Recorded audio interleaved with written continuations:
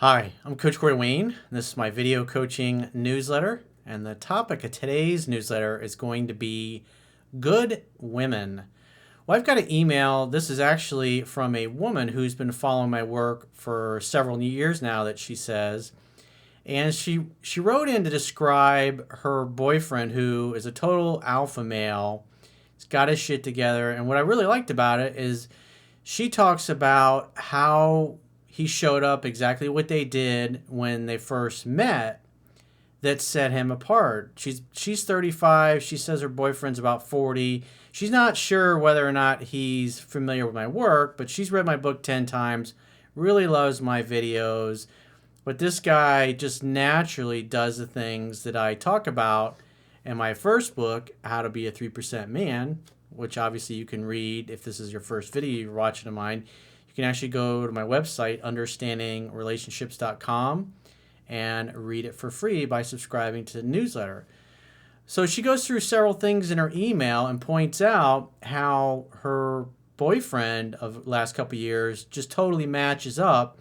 And what I also liked is that when they first started dating, she started exhibiting some kind of flaky behavior, and he totally checked her on it. But she said, in her words, she said he was ruthless about how he checked her, but he was also kind. In other words, he let her know right away where the line was, and she was starting to cross it. And if she was not going to change how she was showing up, then that was basically a deal breaker. But he did it in a way where he wasn't being a dick about it. He was just, I'll let her speak in her words, but I thought it was a great email, because I also want to point out things is like what you want to look for in a good woman. Because I've done a couple videos recently where I talk about some toxic women and some traits where guys don't get it. But this woman is displaying a lot of the qualities that I say you want to look for. And so I want to kind of point out some of those types of qualities. And you'll notice in her email, she talks about the men in her family who raised her. So she already knew what she was looking for and had a good frame of reference. Because like I've talked about in other videos, women that grow up without a father or without a father figure, it doesn't have to be their particular biological father. Sometimes women have stepdads, and sometimes women are raised by their grandfathers or their uncles. The bottom line is they're in the household raising children. There's got to be a strong masculine presence, and there's got to be a strong feminine presence, because women that grow up without fathers or that had a bad relationship with their father, they doesn't mean in all cases, but typically if they haven't done a lot of work on themselves, it's like they never learn to trust men. And obviously, especially attractive women, as they grow up and they become adults, and obviously guys start hitting on them and doing it in ways that are creepy and go about it in a bad way, because they never learned, they never saw an interaction between a man and a woman in a healthy way in their family, so they don't know what to look for. So obviously a lot of them tend to be jaded and pissed off at men, and they'll say things like, all men are the same, or this always happens, they're always like this. So it's important when you start dating a woman, like one of the first things, like when I meet women in person, that I always ask is, I always want to know about their relationship with their father, because that is going to tell you a lot. Now, it doesn't mean that every single woman that didn't have a father growing up or had a bad relationship hasn't done a ton of work on herself and figured it out. It's just, in all likelihood, in other words, the majority of the cases, you're going to run into difficulty, because if you are dating a woman that had a bad or non-existent relationship with their father, they didn't learn to trust men. They don't know who to trust. And they've obviously had enough experiences in their life where they got involved with men who they trusted because they didn't know any better, and they're trusting men they shouldn't have. And so they get burned, they get hurt, and then they start to form the perception that, hey, all guys are like this, all guys are fucking assholes. And it's really hard to date somebody that has that perception and isn't aware of the way it's supposed to be, because they're fucking jaded. So you dating them, they're not reacting to you, they're reacting to their experiences or the way certain men have treated them in the past. And so it's like they're not dealing with you. It's like you're dealing with the ghosts of the men in her past. And like I said, if you're looking for a long-term relationship or you want to settle down someday, because this is one of the things I see a ton of in my phone sessions with guys, especially when they're trying to get an ex back or they're in a relationship with a woman that's really difficult, is they ignore the fact of, because one of the things I always ask them is like, what is her family history? Tell me a little bit about that. And 100% of the time, in thousands of phone sessions over the years, when they're having problems and the guy's doing pretty much most things right, but she's just hell on wheels and a pain in the ass to deal with, there's always a problem with a missing or father figure or dysfunctional family or bad relationships with the men in her family. And if somebody doesn't recognize they grew up in a screwed up environment and they're not willing to learn, they're not willing to do anything about it, it's just like dealing with people that have drugs or alcohol problems. It's like until they recognize that they have a problem, you can't reach them, you can't help them. And at the end of the day, you're looking for a teammate, you're looking for an equal, you're looking for somebody that's already on your level. If you're into working out and taking care of yourself and eating healthy, like for me, I have to work out. I have to juice vegetables. I have to eat healthy. I have to do cardio. Because if I don't, I'm going to run into skin problems and eventually skin cancer, and it'll fucking kill me. Because that's one of my weaknesses is my skin. I mean, you can tell I got fucking lots of freckles. And I've had skin cancer in the past. And it's just always came as a result of not taking care of my body. Not eating right, not detoxing properly.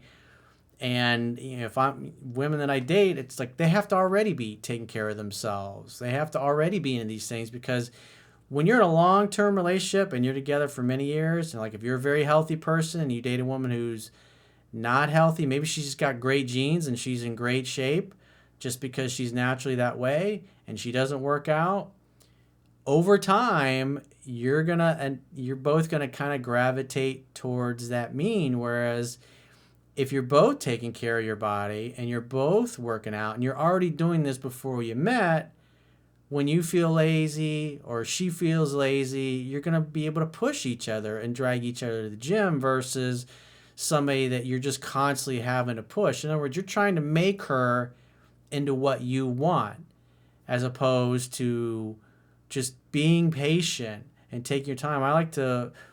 Me personally, I tend to identify with turtles. Matter of fact, I had turtles growing up. I had a little turtle pond out back, and turtles move really slow. And if you've ever studied like the Galapagos turtles, I mean, those things live to be over 150 years old. And those things, 120, 130 years old, they're still having little baby turtles. And yet here as human beings, we're dropping dead in our 50s and 60s. And that just shouldn't be happening, because most people are basically eating and drinking themselves into an early grave. And so you got to have people in your life, especially your friends, especially your intimate relationships, who share the same kinds of goals, share the same kinds of values. If you're very responsible with money and you do well financially and you date women that can't pay their bills and they don't make very much money and they're not really driven their career, or they're not really a high achiever, even though they might be really attractive and fun, over time, if you're a high achiever and you're dating a mediocre woman, it's going to fucking grate on your nerves after a while. You're going to get irritated with the fact that she's constantly talking about what she's going to do, but yet never gets around to doing it.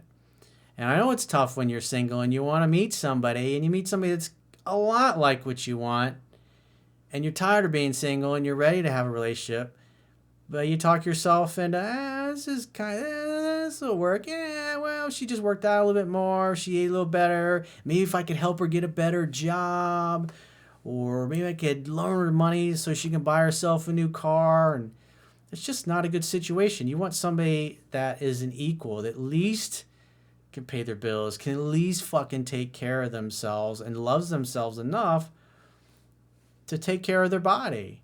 Because if they don't take care of their body, if they neglect their body, and that's just not a priority to them, eventually they're going to neglect you. It's the way it is. If they don't care enough about themselves, they certainly aren't going to give a shit when you're not taking care of yourself. And then that's just not a healthy situation long term. So with that said, I got a quote that I wrote, and then we're going to go through her email. And so I'm doing something a little different. I'm using my teleprompter today. So I've got all my, so I'm going to be looking at the screen the whole time while I'm talking and being able to read my quote. Because people, somebody's going to sit there and go, did he memorize all that shit? I was like, no, I'm actually looking at my teleprompter. So just bear with me a second to kind of see how this goes, because it's the first time I've actually done a video newsletter using my teleprompter, because usually I only use this when I'm doing ads or something I have to read a script on. So with that said, the quote says, good people, good friends, and good lovers are hard to come by in a world full of mediocre people who are obsessed with instant gratification and living lives that are less than they are capable of living. Exceptional people who are being all that they can be tend to repulse, frustrate, and irritate average and mediocre people. Water seeks its own level. Like attracts like. People who like the same things tend to like each other. Lots of people talk about what they are going to do, but few actually have the courage, heart, and determination to see their plans and promises through to fruition. When someone or something feels right internally, we should trust that inner voice and intuition to see where it leads. Conversely, when someone or something feels off, we should become skeptical and proceed with caution. Rejection should not be taken personally.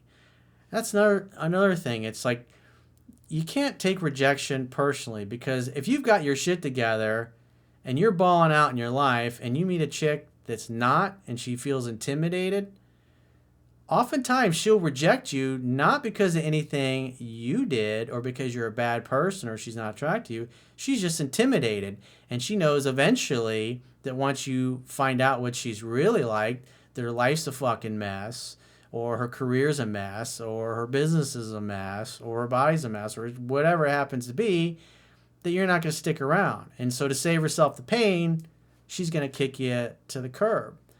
So rejection should not be taken personally. It should simply be a sign of incompatibility. Only a select few are meant to be in your life, be your friend, lover, client, or teammate. Choose wisely, as poor choices lead to pain and setbacks. So with that said, let's go through her email. She says, hey, Coach, I love your work, and I've been a fan for several years now, and I've read your first book at least 10 times. That'd be How to Be a 3% Man, for those of you listening on audiobook, because it gives me so much insight about life in general.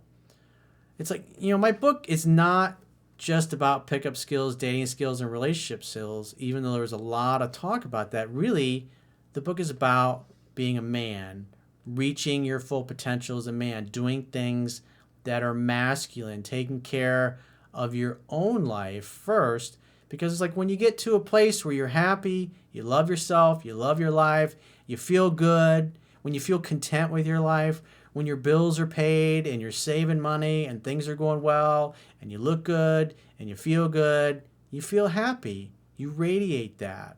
You smile. You're more inclined to talk to and chat up people around you, versus if things aren't going too well, as men in general, we tend to withdraw into ourselves, and we tend to be all in our minds. And then when we're going through life, we're not very friendly. We're not smiling a lot. We're not making eye contact as much with other people. We're putting out the vibe like, leave me the fuck alone. I don't want to talk to you. I got a lot of shit going on right now. But whereas where things are going really great and you feel really good about yourself, you're going to smile. You're going to give off that warm vibe.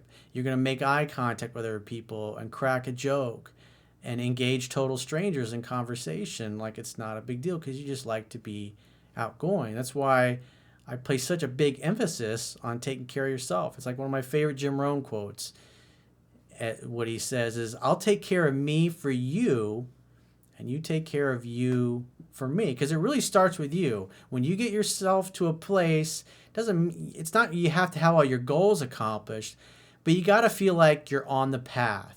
You're making progress. You can see slowly, incrementally, life is starting to get a little better than it was the day before. In other words, you can kind of see light at the end of the tunnel. You can see that as long as you stay in the path and you keep taking care of those little things day in and day out, eventually you're going to get to where you want to be. And that's going to give you hope.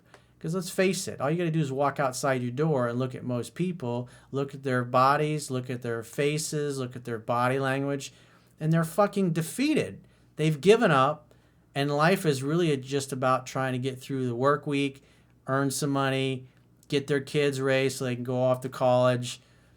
And then it's like they got one foot in the grave. It's like all their dreams, it's like the average person, most of them, their dreams die in their mid to late 20s, early 30s. And then it just becomes about getting through the work week. And that's fucking, to me, personally, that's sad. That's why I love what I do. I love sharing the things that I've learned because my whole life I've been able to achieve the things I wanted to, whether it was a personal goal or a professional goal. And I want other people to have that experience. That's why I give all this stuff away for free. That's why I let people read my books for free. It's why I do all these videos, and I have the Instagram account where we post all, I spend thousands of dollars every month just buying images for our Instagram account because they're great quotes. They're the things that make you think and help you get through the day, or if you're having a tough day, you see something that's inspiring, whether it's a quote that I wrote or somebody else. It's like I really enjoy those things. It's like I get constant emails from people telling me how much my work has changed their life. And that's what keeps me going. That's why I continue to do this, because it gives me a lot of validation. And it's like when, anything in life you've been through, it's like your wounds become your strength. It's like when you've gone through something in life that was really hard and really difficult and you've overcome it, now you know how to do it. You can relate to other people that are going through what you once were going through in your life. And you know where all the landmines are. You know where all the obstacles are. You know where the pitfalls are. And you can point those out so they don't have to suffer and go and experience the same kinds of failures that you did. Hopefully, as long as they're willing to listen to you. So back to her email. She says, if you respond to this email in your channel, I'd like to say from a woman's perspective to anyone listening, don't be stupid. Learn from Corey. I've got a hell of a badass example for you from my own personal life. My boyfriend could have written either of your books. Total legit alpha male. And the effects that he's had on me is so much fun. I'm a 35-year-old woman, professional, and strong in my field. I'm really good looking and in great shape. I have some cool interests and hobbies. I'm happy being me. I laugh a lot. I'm respectful when communicating. That's a fucking big one. How many people do you know in your life that can communicate in a calm manner without getting angry, without fucking flying off the handle? Not a lot. I mean, what do you see on TV and movies all the time? People yelling and getting all emotional and being upset with each other. And it's like you see that a lot in real life. That's why, just remember, drama-free zone. No drama allowed. And by the way, people are always like, Corey, what's in that cup? It's water. It's like alkaline water. I don't know if you can see it without me fucking spilling out my computer here, but there's a little bit of alkaline water in there. That's typically what I drink. I drink water, and I drink green juice, or I drink tea. So basically the fluids that I have most of the time. So this is interesting. Look what she says next. She says, I'm respectful when communicating, and I had great examples of men in my life while I was growing up. That's the important thing. Because a woman like this, that's how she learns to trust men. She has good men in her life. Good, strong, masculine men.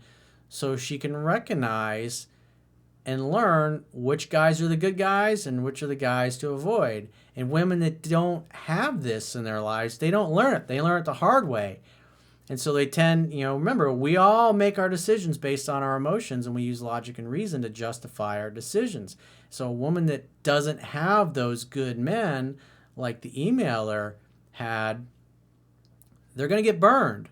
And then anybody would get cynical if they don't know what to look for and they keep getting burned by men, pretty much all men, because they don't know what to look for.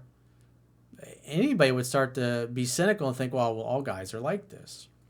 Obviously, it's not true, but if you don't know what to look for, it's like you're totally flying blind. She says also, I was married in my early 20s to a really awesome guy who unfortunately died very young, but he reinforced for me what my father, uncles, and brothers did. So she had brothers, so I'm sure her brothers teased the fucking shit out of her. And that's probably one of the reasons why she didn't take herself too seriously. And she jokes around because she knew her brothers cared about her, even though they probably fucked with her and teased her mercilessly. Women that didn't have that, they're typically, when you make fun of them and you mess with them, they're going to get butthurt and they're going to get upset about it. And they're going to have a shit fucking attitude. And I had a girlfriend once that was like that. She didn't have any brothers. She had an older brother, and she had a horrible relationship with them. And plus, her father had died when she was really young. And I'm always joking around. I'm always teasing. I'm always messing with people. My friends are like that. We're fucking jokesters. My family, we can be harsh sometimes. But it's like I would tease her about things, and she would just get butthurt and really upset about it and take it fucking personally because she took herself way too fucking seriously. But, it was a painful lesson dating somebody like that because it's like just me being me rubs her the fucking wrong way. And you want somebody that ain't going to take that shit personally. And women that grow up, especially if they got older brothers, I found in my experience, women I've dated, and I've seen it thousands and thousands of times over the years in my clients, it's like these are the easiest women to get along with. You want easygoing, easy to get along with, good fucking attitude. If you break her balls, guess what? She's going to come right back and break your fucking balls as well. And you can have a lot of fun with women like that. So she says, but he reinforced for me what my father, uncles, and brothers did, what it's like to be treated well by a good man. She knew what to look for. She knows the pattern. She recognizes the pattern. And despite that, despite her good upbringing, she still reads a book like mine because obviously she's a high achiever and she wants to get better. And the reality is, if you're watching this video, you're one of the top 3% of people in the world anyways, because most people won't even waste their time. And it's like any of you have been following me for any length of time, you're like, hey, you should read this book by Corey Wayne. How many times have you seen friends of yours, you see him making the same fucking mistakes that you used to make, and you try to give him the book, and you're like, I don't have time for that. Fuck that BS. I don't want to listen to that. I don't believe that stuff. And that they keep fucking up. And they won't change their lives. It's unfortunate. That's the way most people are. She says, regarding my current experience, life is fun for me, independent of anyone else. But oh my God, the addition my man is in my world is glacial. That's a pretty good statement. The addition my man is in my world is glacial. Hands down, he is as equally kind and mature as other examples of good men in my life, but by far he is much stronger and more of a challenge than I've seen anywhere. So this guy doesn't take shit from anybody, but he's charming and he's funny and he's playful and he doesn't take shit personally. So listen to what she says about how they met. She says, first of all, we met randomly in the waiting room of a car repair shop, and he started talking to me just like a normal person. Nothing creepy, simply light and interesting conversation, and he made me laugh. That's the thing. It's not about going out to pick up women, going to the bars or the nightclubs or wherever, even though those things are fun. I did a lot of that when I was younger. But just this guy's living his life. He had to get his car fixed. And you just never know. You might meet somebody in the elevator in your building. You might go to a birthday parties for friends of yours or having a birthday party for their kids and you get invited and there's a hot single friend of theirs there. You never know. Or maybe you meet somebody at work or a party or a Christmas party, or you're at the beach with friends, or you're at dinner with a friend or at lunch with friends and a couple cute girls sit down next to you and a conversation just naturally starts happening just because you're a friendly, outgoing person who's happy and loves your life. Just like she said, she's a very happy woman already. And this guy is a great compliment to her life, and vice versa, she's a great compliment to his. So she says, nothing creepy, simply light and interesting conversation. He made me laugh. I want to point out that he did not hit on me, which I hate. It's that bribing for sex stuff you discuss. He socially engaged with me like any other pleasant interaction in the world, the same way he makes conversation with strangers he encounters when we're out. Just regular conversation, talking about the weather, their clothes that they're wearing, what they do for a living, what they do for fun, talking about the food if you're in a restaurant, if you're at a party, talking about mutual friends or each other's kids or whatever it happens to be. It's just natural conversation. It's not about you don't have to be a fucking stand-up comedian. You don't have to be a fucking entertainer or have the most interesting stories. It's just making small talk. In other words, if you're used to talking to beautiful women, if you're used to talking to other people that are way more successful than you are, and you just treat them like a normal human being, people are really going to appreciate that. Because talking to you feels like just talking to any other stranger or any other person, a friend or somebody that you maybe already kind of know or have a relationship with. It's like meeting a woman is not an event in your life. It's like farting or burping or eating a good meal or taking a nap. It's part of life. You don't get too excited and you're not too indifferent to it either. She says, I wasn't some hot chick anomaly to him, which made him easy for me to talk to. In other words, just another pretty girl. This is the kind of thing that happened. I've said this many times in videos over the years. This is the kind of thing that happens to you all the time when you meet a really hot girl. It's not a big deal because there's lots of hot women out there that are totally fucked up and are an absolute train wreck to date. So you should be a little cautious. Just because she's pretty doesn't mean she's going to make a good girlfriend or a good wife or somebody to date. She said he made it easy to talk to. Like I said, I'm attractive, and then 97% are usually retarded about it and emotionally inept and ineffective in relationships. He didn't hesitate when I was about to leave. So in other words, he was direct, he was decisive, he got right to the point. He was sizing her up just like she was sizing him up. And then by the time he got ready to leave, he knew enough that he's like, she seems like a cool girl. I'm going to get her number. I'm going to ask her out. So, because I talk about this in the book, you can get a number, you can make a date on the spot. And so what did this guy do?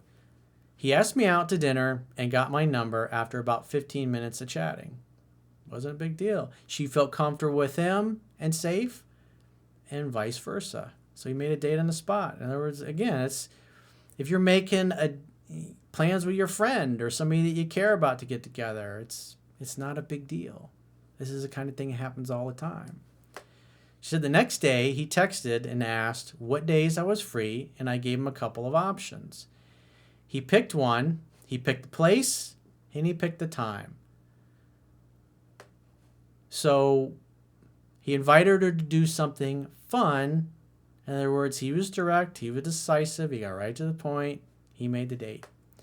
She said our schedules didn't jive well that week, so we only had time for a quick dinner, but we had a great date, and he invited me to have dinner at his house the following week.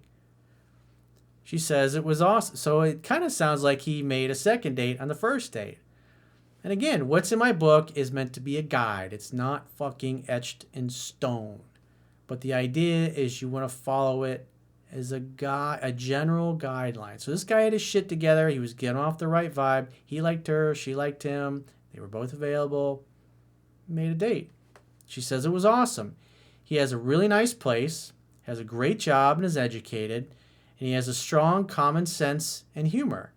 He takes care of his health and is in great shape. He cooked, we drank, we laughed, and talked for hours. And then he rocked me in bed. So they hooked up on their second date. Remember, as I say in the book, most women are going to sleep with a guy by second or third date. Up to this point, everything just seems really easy, really natural, no stress. Again, it's the kind of thing, there's chemistry. And it's like I talk about, I think it was Adam Carolla, I mentioned this in my book. It's when a woman likes you, the door is open, and all you have to do is walk through the door. And that's what's happening here. And you're seeing it from a woman's perspective of how she opened the door and he simply walked through. And he didn't do anything to cause her to slam the door in his face. She said, we saw each other for a few more weeks, and to me, everything seemed to be going great. Listen to this. Before he halted our progression. Something that has never happened to me. So this woman's 35 years old, and she's used to getting what she's want. She's an alpha, and first time in her life, a guy started pushing her away. Interesting. She says, I was stunned and really sad because I was so into him. And now listen what happens next. He communicated to me that he wasn't sure we shared a few important values. Remember, I say this all the time. You got to have the same goals. You got to have the same fucking values. And so this guy is seeing some behavior that he doesn't like, and he's starting to think, I don't think our values match up. But everything else is great, but the values aren't there. So let me see if I can communicate with her some things that I want to change. And a good woman who is worth it will take the feedback and say, you know what? You're fucking right. I shouldn't be treating you that way. And they'll take corrective action. A woman who's difficult, who's toxic, doesn't have a good relationship with men in general, or her dad, is going to get pissed off, is going to get butthurt because you roughed up her ego, and just ghost you or disappear at this point. And either way, this guy's setting his boundary. She says, I was stunned and really sad because I was so into him. He communicated to me that he wasn't sure we shared a few important values because some of the ways I was behaving came off pretty inconsistent. So remember, if you're a high achiever, you're direct, decisive, you get to the point, you make plans with your friends, you know they're going to be there, and they know you're going to be there. And high achievers don't like, I think Nick Saban said this, mediocre people don't like high achievers, and high achievers don't like mediocre people. So high achievers expect respect, and they give respect, and they don't tolerate disrespect. And so she was disrespecting him, and he wasn't going to have any of it. So listen to what she says. She says, he communicated to me that he wasn't sure that we shared a few important values because of some of the ways I was behaving came off pretty consistent. And so she names them. She says, not communicating clearly, switching things up inconsiderably, etc. And so in other words, she's changing plans at the last minute, starting to jerk them around a little bit. Because again, an alpha female is used to always getting her way, and she's just naturally domineering. She's used to it. And most guys will just go along with it and be compliant. But this guy, he's also an alpha. So he's figuring at first, maybe she's having a bad day, maybe she was busy, whatever it happens to be. So he checks her, and let's see what happens next. So in being totally transparent about it, I can say that he was right. I was flaking out, not consciously, but testing maybe. Women can't help it. If she's used to getting her way and rolling right over people, most people probably, including her girlfriends, never spoke up to her when she behaved this way. And probably most of the guys she's dated, same thing. She just rolled right over them, and eventually she got tired because they were too weak, too compliant, didn't feel there was chemistry, and she ditched them. So, everybody has a bad day. People get busy. Sometimes you can't get back to somebody right away. Sometimes, maybe you meet somebody and you want to take a few days to think about it after a first date to see do I really want to see this person again? Maybe you need a week to think about it. If you get back in touch with a person after a week or 2 weeks and they're upset that you hadn't gotten in touch with them and they're mad at you, or they ignore you, or they give you a hard time when you reach out, you want somebody that's easy to get along with. She says, I wasn't seeing anyone else, and I was 100% interested in pursuing him, but I, being independent for a long time and having a lot of things in my life to fill my time, I can unintentionally be inconsiderate if I'm not paying attention. And like I said, I would argue that it's probably because most people don't call you out on it. And so they let you slide, and they put up with they tolerate your being disrespectful. And this guy he didn't like it. She says, he's not the first person to bring it to my attention. So she knows that she's this way. He wasn't a dick, and this is really important. He wasn't a dick about expressing it, and he was completely kind, but completely firm that he wasn't about to be having my inconsideration. Now listen to what she says next. He checked me kindly and ruthlessly. So he's brutally honest with her, but not being a dick about it. And I couldn't be involved with him unless I altered the issue. In other words, changing plans at the last minute, trying to jerk him around. It's like, he's like, that doesn't work. We make plans. I expect you to be there. And, you know, I've talked about this in many videos as well. If you're going to date beautiful, attractive, high-achieving alpha females that are used to getting what they want, this is going to happen at some point.